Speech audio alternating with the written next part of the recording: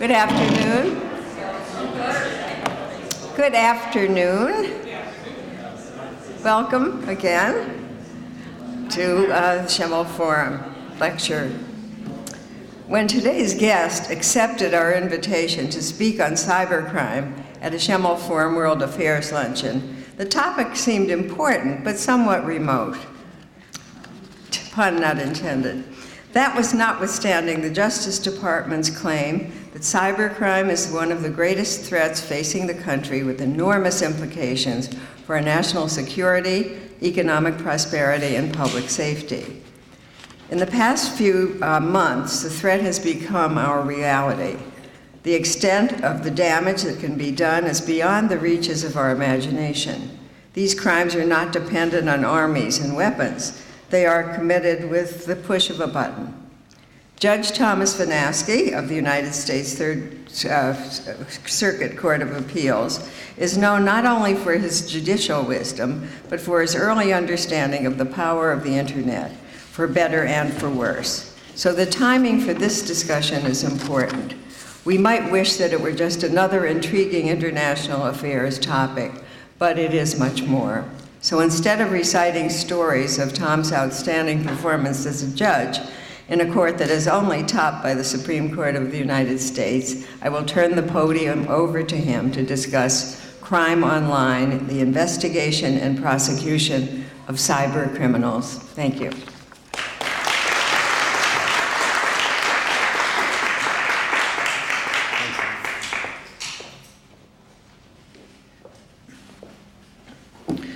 By any measure, cybercrime is exploding exponentially. If one uses the FBI definition of cybercrime, cybercrime is everywhere.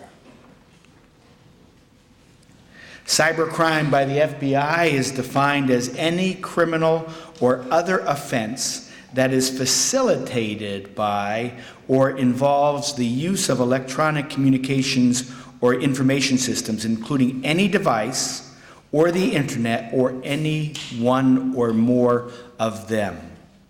You know, if you look at this definition, it's easy to imagine that almost every crime committed today falls within the definition of cybercrime, because almost every crime has some connection to electronic communications or information systems. For purposes of our discussion today, I will use cybercrime in a more technical sense and perhaps a more everyday sense. Our discussion today will consider cybercrime as the use of sophisticated ways and means to steal data, disrupt information technology systems, or conduct clandestine organized criminal activities.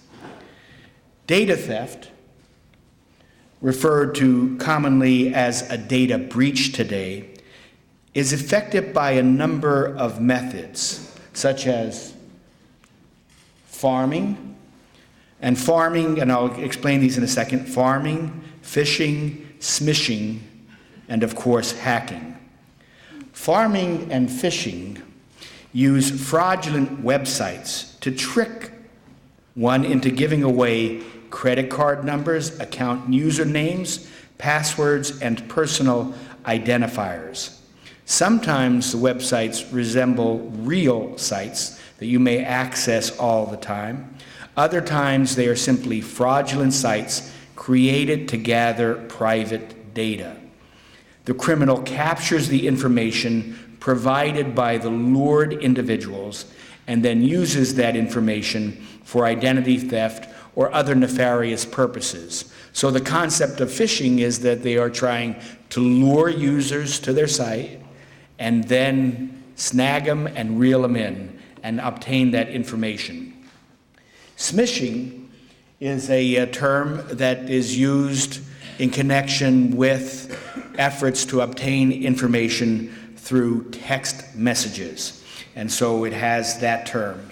And it's similar activity. It'll give you a link to go to. You click on that link, and all of a sudden you now may be asked for account information, etc.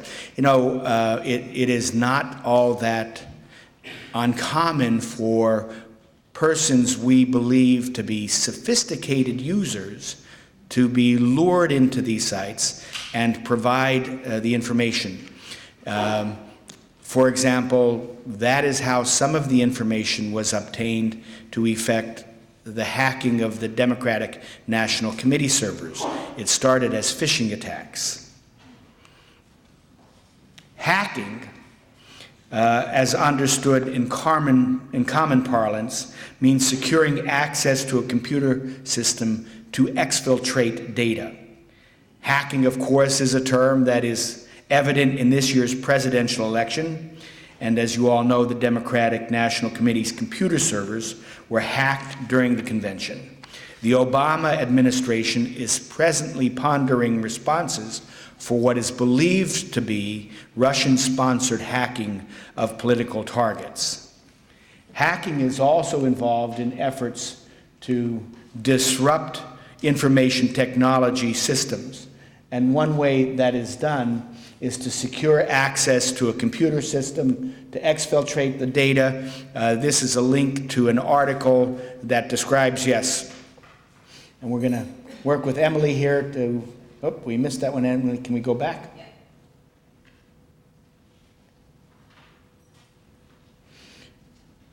So what's next? The DNC hack raises a frightening question. What's next?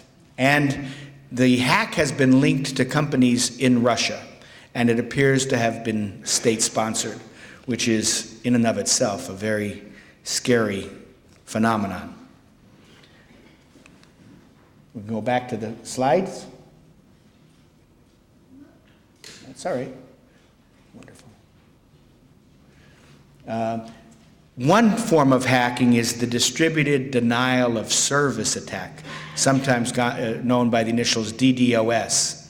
The distributed denial of server attack involves bombarding a computer system with requests for access to the point that you cannot access the system itself. And what distributed denial of service generally involves are linking a number of computers that have been infected and then bombarding a particular system. This type of attack can disable systems that are critical to our economic and security infrastructure. There is a growing concern that this kind of attack can be used by terrorists, with attacks, as I said, directed at critical economic and national security infrastructure. There's sometimes, you'll read about concerns for a cyber Pearl Harbor through state or organized terrorist attacks. Another means of disrupting computer systems is through ransomware. Ransomware typically involves exploiting a vulnerability in a system to install malware that encrypts the data on your system, and you get a ransom note from the criminal, from the malicious user, a note to you that says, pay for the decryption key to unlock your own data, or you won't have access to your data. Finally, sophisticated users have found ways to run criminal organizations in a virtual world. They use systems developed to enable one to use the World Wide Web without fear of their activities being traced. One of these systems is the Tor, T-O-R, browser. This will sometimes also be referred to as the Onion browser because the domain name at the end of the web address, you usually see .com, .gov. Theirs is .onion. The Tor browser, and we can link to this site, is publicly available, and it's described as protecting you by bouncing your communications around a distributed network of relays run by volunteers all around the world. So this is just, you can go to the Tor site and you could actually download the browser. It's like Internet Explorer, Google Chrome, Mozilla Firefox. But once you access it, your activities are not subject to being traced. So it prevents somebody watching your internet connection from learning what sites you visit.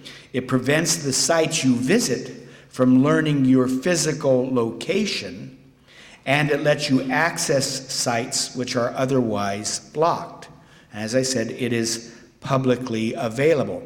Now, when we go on websites, our IP address, Internet Protocol address, is revealed to the sites that we are accessing. They know our IP address. But with the Tor browser, your anonymity is protected. Another, and we can link on this as well, the dark web often trades in cryptocurrency that is not sponsored by any nation state. So it's not like a dollar, it's not like the British pound, it's not like the euro. A popular form of cryptocurrency is Bitcoin, and if you can click on that link, this is available on the internet as well. It'll tell you about Bitcoin. What is Bitcoin? Bitcoin is the first decentralized digital currency. Bitcoins are digital coins you can send through the internet. Compared to other alternatives, Bitcoins have a number of advantages. Bitcoins are transferred directly from person to person via the net, without going through a bank or clearinghouse. This means that the fees are much lower. You can use them in every country. Your account cannot be frozen, and there are no prerequisites or arbitrary limits. Let's look at how it works. Several currency exchanges exist where you can buy and sell Bitcoins for dollars, euros, and more. Your Bitcoins are kept in your digital wallet on your computer or mobile device. Sending Bitcoins is as simple as sending an email, and you can purchase anything with Bitcoin. The Bitcoin network is secured by individuals called miners. Miners are rewarded newly generated Bitcoins for verifying transactions. After transactions are verified, they are recorded in a transparent public ledger. Bitcoin opens up a whole new platform for innovation. The software is completely open source and anyone can review the code. Bitcoin is changing finance the same way the web changed publishing. When everyone has access to a global market, great ideas flourish. Bitcoins are a great way for businesses to minimize transaction fees. It doesn't cost anything to start accepting them, and it's easy to set up. There are no chargebacks, and you'll get additional business from the Bitcoin economy. For more information about Bitcoin, visit weusecoins.com. All right. Thank you. So, as I said, you can learn this information about what Bitcoins, and yeah, they're used for otherwise legitimate transactions, but they also have this anonymity associated with them that is valuable for purposes of using the dark web. The current exchange rate for Bitcoin today, this appreciates in value, depreciates in value, is $637.29 per Bitcoin. The alternative universe of the World Wide Web that uses such browsers as the Tor browser so that it is outside plain view is sometimes referred to, as I said, the dark web. I'll cover today these three types of cybercrime by exploring some recent examples of data theft, disruption of computer systems, and use of the dark web to operate criminal organizations. I will then cover the latest efforts to enhance cybersecurity, and I'll conclude with an overview of outdated laws that are used to try to deter and prosecute the criminal activity. You know, just 2 weeks ago, the United States Court of Appeals for the Second Circuit, which includes New York, Vermont, Connecticut, heard oral arguments in a case called United States versus Ross Ulbricht. Ulbricht is widely believed to be known as the Dread Pirate Roberts, the founder of a dark website called the Silk Road. Now, what I have on the screen there is what was known as the Silk Road. It was the trade route from Europe to China by which goods moved back and forth from China to Europe. Those of you who are literati in the audience may recall the term Dread Pirate Roberts as a fictional character in the novel The Princess Bride, made into a movie in the 1980s. Dread Pirate Roberts in the movie and in the novel was actually a series of swashbuckling individuals who relied upon the notoriety of the name to perpetuate their existence and their piracy. It appears that Olbrich constructed the Silk Road and assumed that name as a way to perpetuate itself. Olbrich himself now stands convicted of running a multi-million-dollar drug and crime bazaar on the Silk Road. But the Silk Road lives on. The Silk Road embodies a decidedly libertarian philosophy. An article in an alternative newspaper called The Austin Colt described the Silk Road as follows: a site where you can turn on your computer, browse the web anonymously, make an untraceable cash-light transaction, and have a product in your hands regardless of what any government or authority decides. This is about real freedom, the article says. Freedom from violence, from arbitrary morals and law, from corrupt centralized authorities, and from centralization altogether. While Silk Road and Bitcoin may fade or be crushed by their enemies, we've seen what free leaderless systems can do. You can only chop off so many heads, the article concluded. The Dread Pirate Roberts built the Silk Road Marketplace in 2011 as a hidden service accessible only over the encrypted Tor network. That's why I put up the slides about Tor. So if you went on the Dread Pirate Roberts website, you would see this come up. Now, it was through the Tor network, and you see what's being available for sale over the internet, but over the dark web aspect of the internet. By the way, those who use the dark web call the internet, we all use the clear net because it is unencrypted. The Silk Road proved to be a simple, effective marketplace to buy drugs from sellers all over the world using such internet commerce staples as escrow accounts and buyer feedback. The product was shipped through the mail, direct from seller to buyer, keeping the Dread Pirate Roberts out of the loop. The only link between him and the drugs was the money, and Roberts took only the electronic currency called Bitcoin to make it harder to trace. He even ran a program called a tumbler to route incoming Bitcoin payments through a complicated series of dummy transactions so as to make them infeasible to trace through the public Bitcoin blockchain. Out of each transaction, Roberts took a cut of 8 to 15%, depending upon the size of the sale. So this is the Silk Road as it existed, Silk Road 1.0, and as you can see, I know it's hard to see, certainly in the back of the room, but you see what was available for sale on the dark web. It is said that more than $1.2 billion in Bitcoin was transacted on Silk Road in less than 2 years, a growth rate that exceeded that of eBay. Olbrich was prosecuted as the creator and kingpin of Silk Road 1.0. As I understand it, in his defense, he protested the label of being the kingpin, preferring to be likened to a landlord whose property was used by drug dealers without his knowledge. He was convicted of money laundering, computer hacking, and conspiracy to traffic in narcotics, and he received a life sentence. But just as the fictional character Dread Pirate Roberts seemed to be immortal, so too does the Silk Road live on. Within weeks of government takeover of Olbrich's Silk Road, the Silk Road 2.0 was up and running. The government shut down that as well in an operation called Onimus.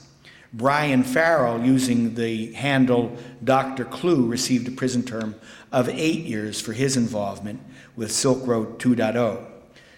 But then came Silk Road 3.0. And here's what pops up, if you could click on that link there, Emily. We can go back, and it should be, back one more, up at the top, right there. That should be the link. So you'll see guide on how to access Silk Road 3.0.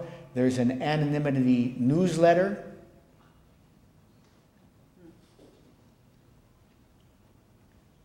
And it tells you what tools you'll need in order to access the Silk Road 3.0.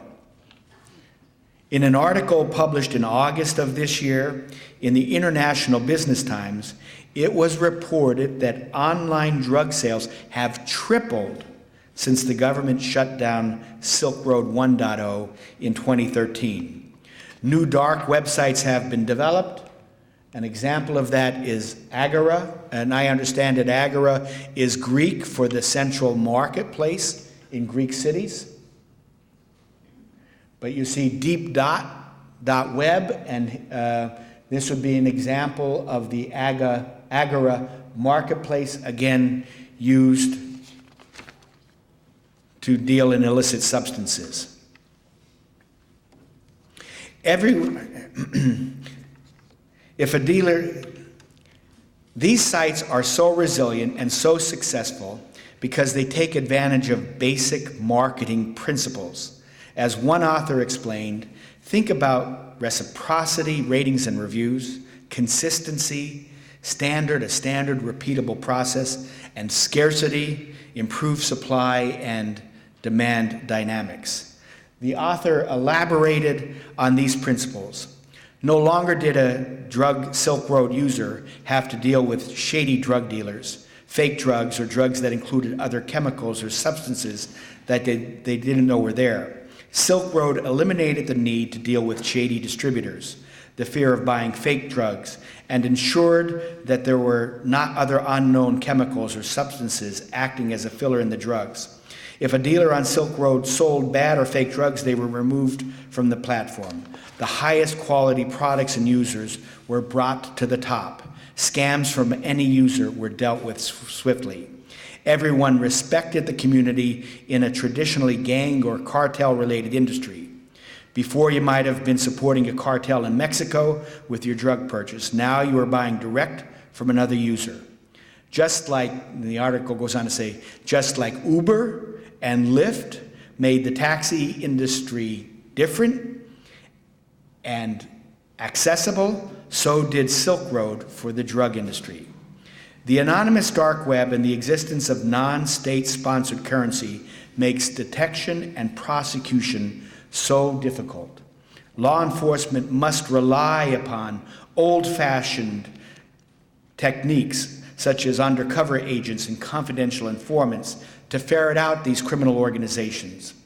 Electronic interception alone cannot be successful because of the encryption. And so the dark web will continue to pose significant challenges to law enforcement. Another significant challenge to detection, deterrence, and prosecution that's evident in the news today is computer hacking, which can be defined as using unusually complex and clever methods to make computers do things. One of the FBI's most pressing priorities in the cybercrime area known as hacking is to stop the increasing incidence of ransomware attacks. Ransomware, as I said, is an insidious type of malware that encrypts or locks valuable digital files and demands a ransom to release them. The FBI notes that hospitals, school districts, state and local governments, law enforcement agencies, small businesses, large businesses are just some of the entities impacted by ransomware. The inability to gain access to important data can be catastrophic. The disruption to regular operations and financial losses incurred to restore systems and files can be cataclysmic. And the potential harm to an organization's reputation is substantial. You know, home computers are just as susceptible to ransomware, and the loss of access to personal and often irreplaceable items like family photos, videos, and other data can be devastating for individuals as well. As I said, in a ransomware attack, victims, upon seeing an email addressed to them will open it and may click on an attachment that appears legitimate, like an invoice or an electronic fax, but which actually contains the malicious ransomware code. Or the email might contain a legitimate-looking URL, the Uniform Resource Locator, what we all know as the web address. But when a victim clicks on that, they're directed to a website that infects their computer with malicious software. Once the infection is present, the malware begins encrypting files and folders on local drives, not only your local drive, but also any attached drives, backup drives, and potentially other computers on the same network that the victim computer is attached to. Users and organizations are generally not aware that they have been infected until they can no longer access their data or until they begin to see computer messages advising them of the attack and demanding a ransomware payment in exchange for a decryption key. These messages include instructions on how to pay the ransom, usually with bitcoins because of the anonymity of this virtual currency. Newer versions of ransomware can create a master boot record for your hard drive in 15 seconds, rendering your computer useless until you pay for the decryption key. CryptoWall is one example of a common ransomware. It can enter your computer by way of a web browser. It may look like a common web ad, but when you go to the advertiser's page and click on a link, it can infect your machine. The malware then encrypts all your files one by one. Cyber thieves are seizing the ransomware opportunity in alarming numbers. The frequency of ransomware attacks has increased by 300% year over year. Conservatively, it's been estimated that total ransomware revenues could be in the hundreds of millions of dollars, with 4,000 incidents a day now being reported. Kaspersky, the cybersecurity company, reports that there are ransomware businesses with employees who have health care plans and other corporate benefits. Yet another type of hacking concerns data breaches, that is, the unauthorized access to personal or proprietary data. This form of cybercrime has also been growing at an alarming rate. The 2015 Global State of Information Security Survey indicated that the compound annual growth rate of detected security incidents has increased by more than 60% year over year. In 2008, there were 3.4 million reported incidents. In 2014, that number had grown to almost 43 million incidents. Those are the ones that are reported. Trustware Holdings, a cybersecurity company, estimates that as many as 71% of compromises are not detected. These external intrusions have not only grown in sheer numbers, but also in sophistication. A February 2015 IBM report observes that today, hackers are becoming more savvy and interconnected. They are part of organizations, leverage social networks, purchase pre-packaged hacking applications, and some are even state-sponsored. A report entitled Surfacing Critical Cyber Threats Through Security Intelligence states that almost anyone with a malicious intent can purchase malware and rent botnets on the dark web, lowering the bar for criminal entities, nation-states, and terrorists to use cyber as a weapon of choice toward their intended purpose. Neil McDonald of Gartner predicts that in 2020, enterprise systems will be in a state of continuous compromise. They will be unable to prevent advanced targeted attacks from gaining a foothold on their systems. Cybersecurity, of course, is even more complex in light of the proliferation of digital devices. You know, it was just 15 years ago that the term smartphone was not commonly used. Instead, we talked about having a PDA, a personal digital assistant. You don't hear that term. The BlackBerry was hailed as the savior during the aftermath of the 9/11 attacks in 2001. You know, the iPhone itself wasn't released until nearly 6 years later. The iPad was not released until 2010. The Internet of Things, you'll hear that, or IoT, is an even more recent phenomenon. The Internet of Things encompasses things like your smart TV that you have at home. Maybe you've got one of those smart refrigerators that's hooked up to the internet, or you have an access to your garage door over your iPhone. That's all going over the internet. Each one of those internet access points is a point of vulnerability. The Army recently tested computerized sniper scopes that calculate the trajectory of a bullet, factoring in wind, temperature, and the weight of the bullet, and then allowing the shooter to fire only if the barrel is aimed perfectly at the target. This scope, of course, is linked to the internet, and just like your smart TV or smart refrigerator, provides a potentially vulnerable access point for exploitation by hackers. The problem is even more complicated by cloud computing. Perhaps you store your files in the cloud. While Gartner reports that software as a service is expected to grow by more than 20% this year to $37.7 billion, Kaspersky Labs says that 37% of the businesses it surveyed are concerned that these platforms aren't secure and provide an easy way for cybercriminals to infiltrate their IT networks. This anxiety will grow as the public cloud services market continues to expand. Gartner forecasts that infrastructure as a service will grow nearly 40% this year. The explosion of portable computing and storage devices has also driven what we know as the BYOD phenomenon, bring your own device to work phenomenon. And with the proliferation of workers working on their own devices has come the growing incidence of insider security breaches. In fact, according to the IBM Security Services Cybersecurity Intelligence Index in 2015, while outsiders were found to be responsible for 45% of attacks recorded in 2014, 55% of the attacks were carried out by those who had inside access. Loss of data, as well as does not necessarily have to be nefarious or with nefarious purposes, but can occur as a result of the negligence or lack of attention to security.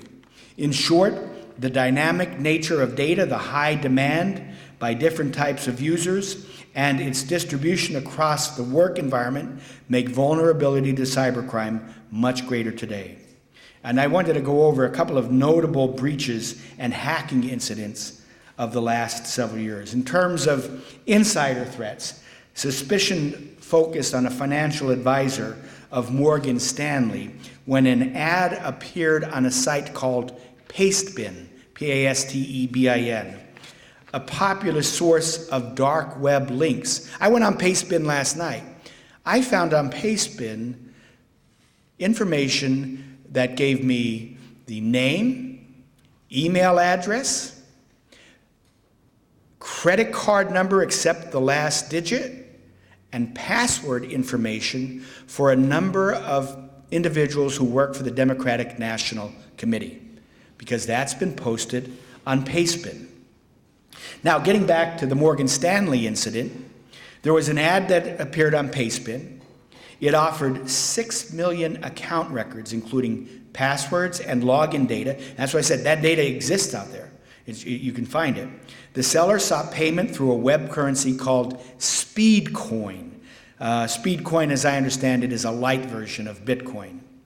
And the postings on Pastebin included a sample of the information, just like I saw last night, providing details of 1,200 accounts tied to 900 clients. The asking price for the whole set of data was 78,000 Speedcoins. I don't know what the conversion rate is. As I said, one Bitcoin is equal to $637. An internal investigation revealed that Galen Marsh, a financial advisor working out of Morgan Stanley's New York office, downloaded data for nearly 350,000 clients, including transactional information from customer statements. Marsh did not deny it. He acknowledged that he had downloaded the data, but he denied having anything to do with the posts that were on Pastebin, and he denied any intention to sell the information. The pastebin posts included an email address, and that email address couldn't be connected with Galen Marsh. Of course, Morgan Stanley fired Marsh, and the matter then proceeded to an investigation by the FBI. That investigation revealed that Marsh had transferred approximately 730,000 accounts to a personal server that he maintained at home. The investigation further revealed that he had conducted 600 unauthorized searches on Morgan Stanley's computer system and took client names, phone numbers, addresses, account numbers, etc. Ultimately, what was determined was that Marsh's private server had been hacked by unknown third parties who undoubtedly were the source of the pastebin post. Marsh was prosecuted. He did plead guilty to a crime, and we'll talk about the Computer Fraud and Abuse Act, pleaded guilty to a violation of the Computer Fraud and Abuse Act for exceeding authorized access to a computer. He was sentenced to 3 years of probation and ordered to make restitution of $600,000. The SEC also investigated the matter. It determined that Morgan Stanley had failed to adopt federally required written policies and procedures to safeguard client data, and the SEC imposed a fine on Morgan Stanley of $1 million.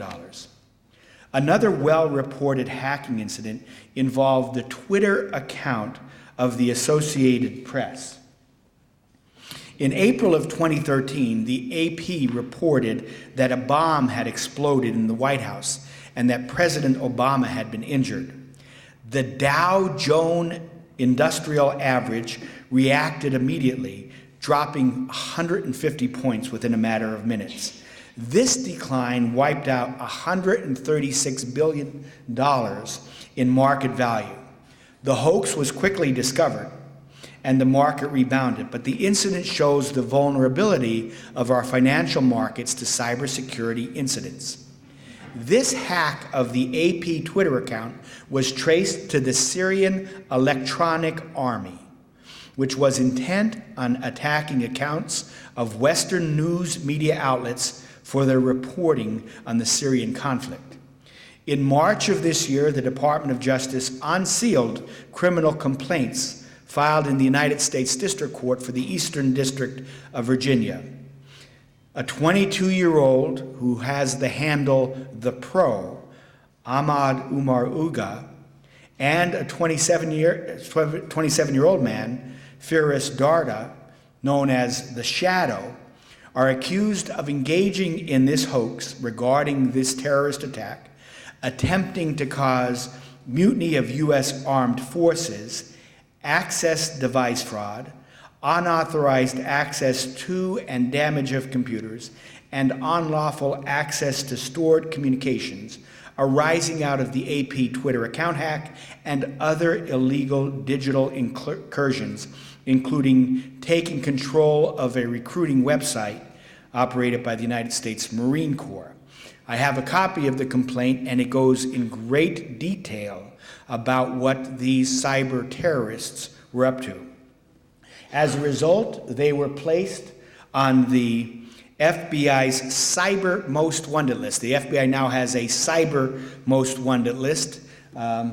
If you click on their photos, more information comes up, but that is Mr. Dardar, and then and it tells you what his charge is, and there are rewards of $100,000 that would lead to their arrests. We can go back to the PowerPoint. You know, it's not clear that the Pro and Shadow actually work directly for the Assad regime. There are, however, reported incidents of state-sponsored hacking, and one of the more prominent ones was the subject of a Bloomberg Businessweek article in June of 2014. The article is titled, "How Russian Hackers Stole the Nasdaq." It details the involvement of the National Security Agency, the Central Intelligence Agency, and the FBI. After years of investigation, took years to investigate this, it was determined that the hackers had used what are known as zero-day vulnerabilities in the Nasdaq system. A zero-day vulnerability is one that the developer of the system is unaware of. And the term 0 day is used because there's no time to react. And so there's no time to react. The vulnerability is taken advantage of without any effort, any ability to stop it. The Nasdaq hack reveals how difficult it can be to trace attacks. There's no suggestion that the Russians manipulated the data in any way to gain some financial advantage. The belief was at the end of the investigation that they wanted to understand how this particular computerized trading system worked for purposes of establishing their own. In other words, stealing that proprietary data in terms of how that system operates. More recently, on August 29th of this year, it was reported in Yahoo News that election systems in Arizona and Illinois were the targets of foreign hackers. An Illinois election official told Yahoo that personal information for 200,000 voters was exfiltrated. Suspicion has focused again on Russia, as the origin of the attacks appears to have been companies in Russia. And the specter of interfering with the integrity of our elections looms large as a result of these revelations. Ironically, while it was Yahoo News that reported the election site hacks, Yahoo itself disclosed last month that state-sponsored hackers had perhaps inflicted the largest data breach in history, with at least 500 million Yahoo user accounts compromised. While Yahoo learned of the incident in July, it did not come public with that information until September of this year. It also disclosed that the intrusion itself had begun 2 years ago in 2014. These two facts, the delay in discovery and the delay in notification, reveal two yawning holes in cybersecurity: the difficulty of detection and the absence of a federal duty to notify affected individuals. President Obama proposed a federal law in 2015 that would have imposed a 30-day notification requirement, but no action has been taken. Already several class actions have been filed against Yahoo as a result of the data breach. These and other high-profile cyber attacks may have proven to be the tipping point where business and government finally acknowledge the vulnerability of their networks, the serious threat that cybercrime poses to national and economic security, and the need for public awareness campaigns. The 2015 Verizon Data Breach Investigations Report notes that the year 2014 saw the term data breach become part of the broader public vernacular, with the New York Times devoting more than 700 articles related to data breaches in 2014 versus fewer than 125 the prior year. This burgeoning acceptance of the threat posed by cybercrime and the significance of cybersecurity is reflected in legislative and executive branch actions. On February 12, 2013, President Obama issued an executive order providing that, and I'm quoting now, "It is the policy of the United States to enhance the security and resilience of the nation's critical cyber infrastructure and to maintain a cyber environment that encourages efficiency, innovation, and economic prosperity while promoting safety, security, business confidentiality, privacy, and civil liberties." Pursuant to the executive order, the National Institute for Standards and Technology, often known as NIST or NIST, had developed a set of industry standards and best practices to help organizations manage cybersecurity risks.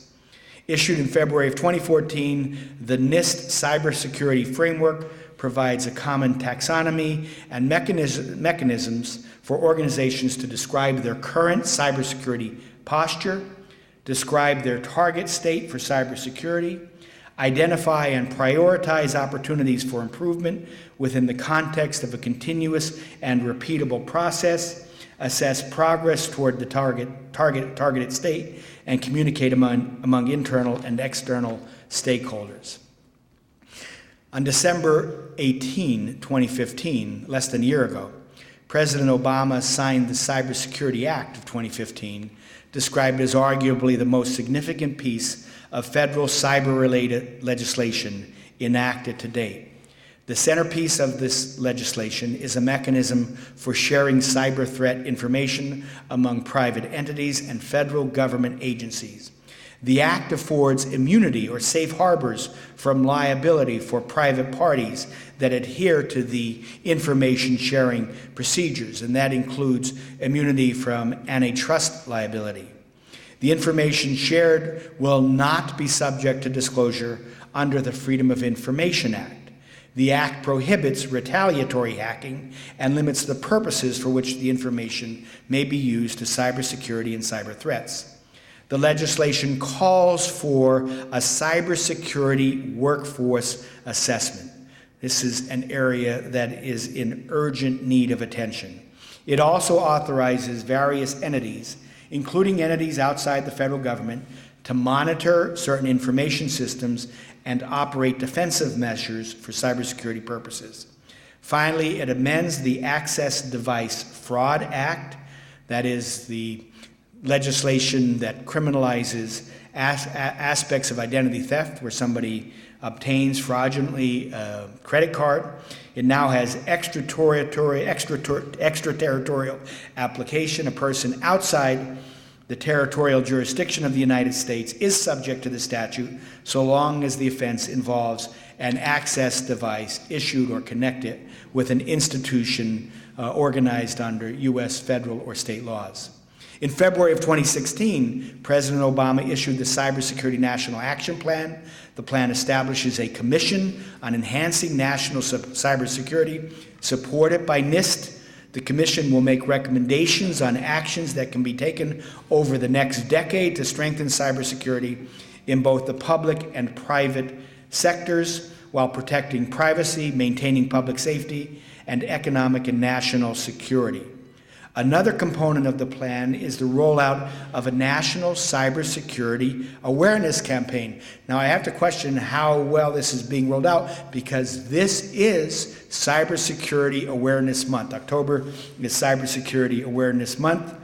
The Department of Homeland Security is in charge of this matter. National Cybersecurity Awareness Month is designed to engage and educate public and private sector partners through events and initiatives to raise awareness about cybersecurity, provide them with tools and resources needed to stay safe online, and increase the resiliency of the nation in the event of a cyber incident.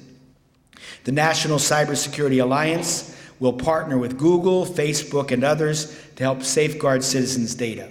A key component of this national action plan is funding of more than $19 billion for cybersecurity in 2017, a 35% increase over 2016. In July of 2016, President Obama issued a policy for a national cyber incident coordination. Pursuant to this policy, federal agencies are to undertake 3 concurrent lines of effort: a threat response, an asset response, and intelligence support and related activities. And when a federal agency is affected, it shall undertake a 4th concurrent line of effort to manage the effects of the cyber incident. On September 8th, a little over a month ago, the White House announced the first government-wide Chief Information Security Officer. This is a key aspect of the Cybersecurity National Action Plan. Greg Toole, a retired Air Force Brigadier General, was named to the post and will work with a team at the Office of Management and Budget that works on cybersecurity best practices. The National Commission on Enhancing National Cybersecurity recently concluded information gathering processes. Areas of concern, again, include the need to grow a cybersecurity professional workforce, and the rating of cyber products by security features. Sort of what you have with Underwriters Laboratory rating products, the same thing with respect to the security aspects of all of these Internet of Things that we use on a daily basis. Cybercrime and cybersecurity have been brought to the forefront again in this year's presidential election. Those who will remember that cybersecurity was a subject asked about in the first presidential debate. While there's been intense focus on enhancing cybersecurity at a national level, the tools for prosecuting cybercrime remain, in my judgment, terribly outdated. The principal federal legislation is something called the Computer Fraud and Abuse Act. It was signed into law 3 decades ago in 1986. You know, we didn't have the iPhone, iPad, the Internet of Things. We didn't have the networks as we have today. Those things were, to borrow a phrase from Kurt Vonnegut, wisps of mere implications at that time. While the Act has been amended a few times, it remains essentially the same as it was in 1986. At the time of its enactment, the Act proscribed 7 types of criminal activity involving use of a computer. One was obtaining national security information through use of a computer was a crime. Another was accessing a computer and obtaining information without authorization or in excess of authorization. Trespassing in a government computer. Damaging a computer by knowing transmission. The other areas were trafficking in passwords and threatening to damage a computer.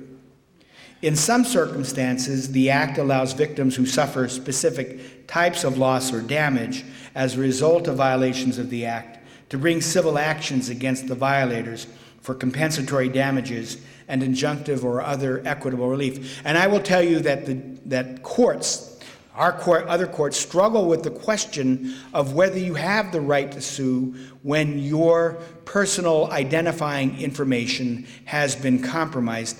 Can you sue without showing actual harm, which is normally a requirement to sue in federal court? Or is it enough, for example, that Congress has specified that damages, statutory damages, specific amount, can be awarded per violation for somebody who has not taken the appropriate means to secure this type of data. I'm not going to talk about the civil aspects of the legislation. We're concentrating today on the criminal aspects. But I did want to say there are 2 terms that are common to most prosecutions and civil actions under the Computer Fraud and Abuse Act. The first term is a protected computer. So it has to be a protected computer, and this is a defined term. The legislation defines a protected computer as one that is exclusively for the use of a financial institution like a bank or the United States government, or a computer which is used in or affecting interstate or foreign commerce or communication. It's hard to imagine any computer today that does not meet the definition of a protected computer. It bears noting that the computer must be only used in or affecting commerce, not used by the defendant, not used by the accused in commerce. It is enough that the computer is connected to the internet. The statute does not require proof that the defendant also used the internet to access the computer or used the computer to access the internet. It also doesn't matter where the computer is located.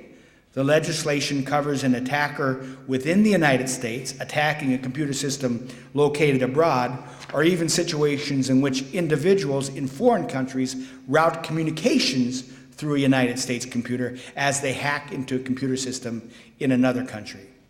So that's one key term, protected computer. The other key term is authorization. The Computer Fraud and Abuse Act uses the term authorization without defining it. Obviously, if it's done without authorization, you are violated the Act. The other term is if you exceed the scope of the authority provided to you, you have violated the Act. The term exceeds authorized access is defined to mean access to a computer with authorization and to use such access to obtain or alter information in the computer that the accessor is not entitled so to obtain or alter. The legislative history of the Act reflects an expectation that persons who exceed authorized access will be insiders, employees, while persons who access computers without authorization, The first in example there will typically be hackers. But the application of the requirement that access be without authorization or exceed authorization is not so easy to apply. Recently, at a seminar hosted by the Charles Koch Institute, panelists suggested that those who share their passwords to Netflix could be prosecuted under the Computer Fraud and Abuse Act. So when my stepson asks me for the Netflix login and password while at college, there is an argument to be made that there has been a criminal violation committed if I provide that password and login, because Netflix doesn't want that to happen. Some argue that this result, that accessing Netflix, let me go back to that, giving somebody your password violates the act, is the logical implication of a decision that came out this past summer in the United States Court of Appeals for the Ninth Circuit, which is the western part of the country. The case is called United States versus Nozzle.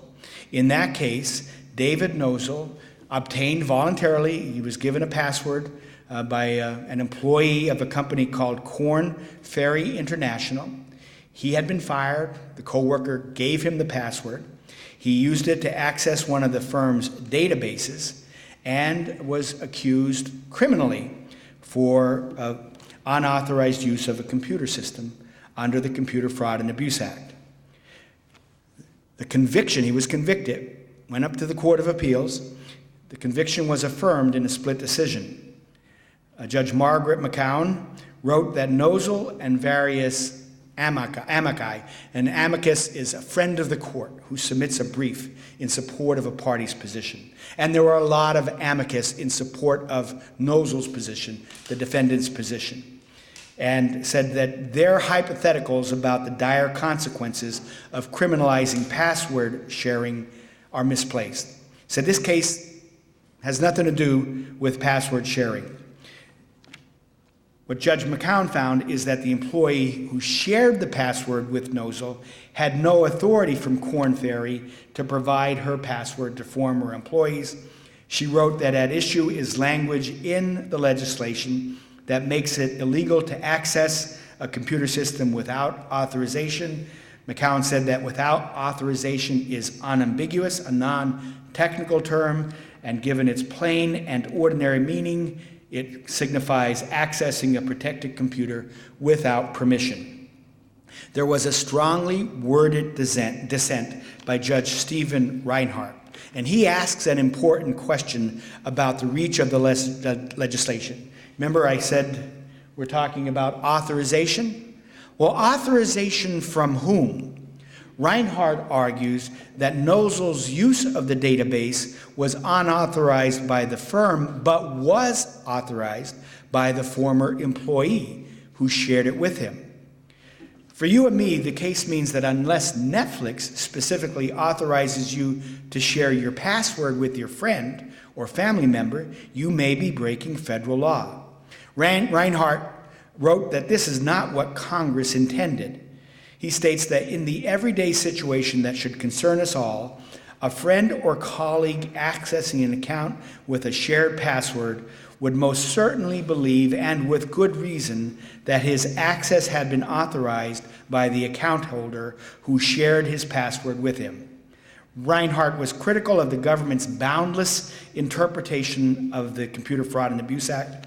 He said, the majority doesn't provide, nor do I see, a workable line which separates consensual password sharing, in this case, from consensual password sharing of millions of legitimate account holders, which may also be contrary to the policies of system owners.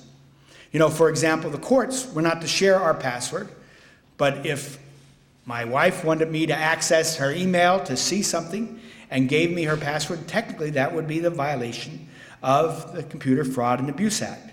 He said there's simply no limiting principle in the majority's world of lawful and unlawful password sharing. He said there's no doubt that a typical hacker accesses an account without authorization. The hacker gains access without permission, either from the system owner or a legitimate account holder, using someone else's password with their permission, but not the system's owner, he said, isn't hacking, but that's what the court treated it as. Even in what we ourselves as laypersons would perceive to be hacking, the question of whether access is without authorization is not always that clear. My court was confronted with this issue in a case called United States versus Andrew Aronheimer. Mr. Aronheimer was an admitted hacker. Oftentimes, hackers promote themselves as showing what their skills are, and oftentimes will go to legitimate businesses and let them know what their vulnerabilities may be. He went under the handle Weave. He was a member of a hacker group that specialized in uncovering cybersecurity flaws. Shortly after the iPad was released in 2010, he and a fellow by the name of Daniel Spittler discovered that they could obtain the email addresses of iPad owners by exploiting security flaws in how AT&T enabled iPad owners to access their 3G network. When the iPad first came out, AT&T was the exclusive provider of data access through their 3G network, and to promote the sale of the iPad, they offered $30 per month unlimited data, which is a very low amount. In the AT&T registration process, customers were assigned a user identifier, we're all familiar with that, a user ID, and created a password. And these login credentials would be needed in order to access their accounts through AT&T's website in the future. The user ID assigned to each customer was that customer's email address. And so you're probably familiar with accessing a site where your user ID is your email address.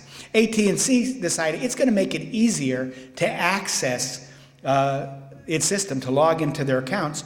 So what it did is it would pre-populate the user ID field on the login screen with their email address. To do this, AT&T programmed its servers to search for an iPad user's integrated circuit card identifier. And when a user directed her browser to AT&T's general login page, AT&T would search, and they would look for this unique 20 or sometimes a 19-digit number known as an integrated circuit card identifier. It identifies any iPad subscriber identity module, commonly known as a SIM card. The SIM card is the computer chip that allows iPads to connect to cellular data networks. If AT&T's servers recognized this ICC ID as associated with a customer who had registered her account, then AT&T servers would automatically redirect the customer's browser away from the general login URL to a different specific web address. That new specific web address was unique to every customer and contained what? It contained the user's 20-digit ICC ID number. Redirecting the customer's browser to the new specific web address told AT&T servers which email address to populate in the user's login field. Daniel Spittler, Aronheimer's co-conspirator, discovered this feature in the login process. He didn't own an iPad, but he wanted to access the 3G network at $30 a month. So what he did was first he went out and got a SIM card. And he couldn't access it just using the SIM card. So he downloaded the iPad operating system onto his computer, decrypted it, and browsed through the operating system's code to try to find a way to register it. In the course of doing that, he came across AT&T's registration web address. He noticed that one of the variables in the registration address was a field requiring an ICC ID number. He then directed his computer's web browser to the registration address and inserted his phony ICC ID number in the requisite place. AT&T servers were programmed, however, only to permit browsers that self-identified as iPad browsers to access their registration address. This required him to change his user agent. And maybe, Emily, while I talk, you can click on that user agent. A user agent is a means of making your browser look like something else. So a user agent tells a website what kind of browser and operating system a user agent is running. So servers that someone is attempting to access can format their responses appropriately. So if we can scroll down a little bit here, if you go up a little bit, get back up, I'm sorry. Up higher, all the way. This would be the information, the string that tells you what the user agent being used here. After changing his browser's user agent to appear as an iPad, Spittler was able to access the AT&T login page. He noticed that his email address popped up and surmised that AT&T servers had tied his email address to his ICC ID. He tested this theory by changing the ICC ID in the web address that popped up by just one digit, and discovered that by doing so returned a different email address. He changed the ICC ID number a few more times, each time getting a new email address. Spittler concluded that this was potentially a noteworthy security flaw. He began to write a program that he called an account slurper that would automate this process. The account slurper repeatedly accessed the AT&T website, each time changing the ICC ID by one digit. If an email address appeared in the login box, the program would save that email address to a file under Spittler's control. Spittler shared this discovery with Auernheimer, who helped him to refine his account slurper program. Ultimately, they got 114,000 email addresses. Auernheimer gave this information to an online publication called Gawker, which just closed, by the way, shut down earlier this year. Gawker published an article entitled Apple's Worst Security Breach, 114,000 iPad owners exposed. So Auernheimer was public about what he had done. What he wasn't expecting is that he'd be prosecuted for what he had done. Yes, they did publish some email addresses in the Gawker article. Auernheimer was prosecuted in New Jersey, in federal court in New Jersey, for conspiring to access without authorization the AT&T iPad network. There was a 5-day jury trial. He was found guilty and sentenced to prison for 41 months. There was a lot of support from the hacking community for Auernheimer in his endeavor. On appeal to our court, he challenged the applicability of the act on the ground that the site he was accessing was publicly available, so that his access could not be deemed without authorization. He noted that ICC IDs, those numbers, they weren't passwords, and changing the user agent did not impersonate a particular iPad user. Spittler's IP address, remember I told you when you're on the web, they can tell what IP address you're coming from? That was always available. And the fact that expertise was needed to exploit the security flaw was, in his judgment, irrelevant. The point was that the internet sites were accessed, that were accessed by the defendants were open to the public. Auernheimer, just like Nozel, had considerable amicus support when the matter was briefed in the Third Circuit. There were a number of computer scientists, the Digital Media Law Project, the Mozilla Foundation, which sponsors the Firefox browser, and a group of security and privacy experts argued that criminalizing access to publicly available websites would cripple the actions of white hat hackers, those who explore security vulnerabilities to alert companies to their flaws. Ultimately, we were able to sidestep this thorny question of whether this access was without authorization. As I said, Auernheimer was prosecuted in New Jersey, but Auernheimer himself was a resident of Arkansas. The servers that had been accessed were in California and Texas. Spittler was in Georgia. The only connection New Jersey had to the case was that some of the email accounts were held by residents of New Jersey. We said that that was not sufficient contact with the state of New Jersey to haul Auernheimer into New Jersey to face prosecution, and we vacated the conviction.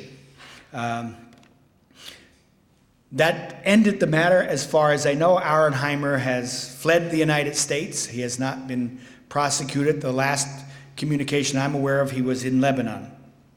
This brings me back to the Silk Road. It uses technology so that internet activities cannot be traced. Is that the future of our privacy? Will we have to resort to Tor, the Onion Network, and other technologies to preserve online anonymity? And will we have to resort to encryption ourselves to protect our data? And how can we accommodate privacy protection through encryption with law enforcement investigatory needs? And when will Congress act to bring our laws into the 21st century? These and many other questions not yet imagined await answered while technological changes continue to advance at breakneck speed. Be happy to I know I went on for quite some time. Be happy to answer any questions you might have. Yes, sir. If you're an individual who becomes a victim of ransomware and you have a backup system that you're paying an annual fee for to protect yourself, did I understand that the infection could jump from you to your backup? That's my understanding. So if you're backing up on the cloud or backing up to a third party, you'll have to verify with them that there is some firewall in place that protects against the propagation of that malware from your system to your backup. But from what I've read, that the ransomware is that sophisticated that it can access your backup. And the question is, do you pay the ransom when you notify the FBI? That's the first thing you do. Yes, Maury. Tom, you suggested that there was some cyber security intrusion in terms of the election, and it has also been rumored that it may be possible for that kind of intrusion to transfer a vote from one candidate to another. Is that correct, and how would that be done? The question is, can you hack into a system to transfer a vote from one candidate to another candidate? If so, how can that be done? My understanding, and Department of Homeland Security has urged every state to use its security protocol to make sure their systems are secure. My understanding is that generally speaking, these systems are not connected to the internet. So that remote hacking, but we do know the Russians hacked into Arizona and Illinois. Did they actually get to voting booth places? I don't think so, but they did obtain data. So I think the sense of security we have to draw is find out whether your election system is indeed linked to the internet. If not, it would be difficult. It would be difficult to do. Yes, sir.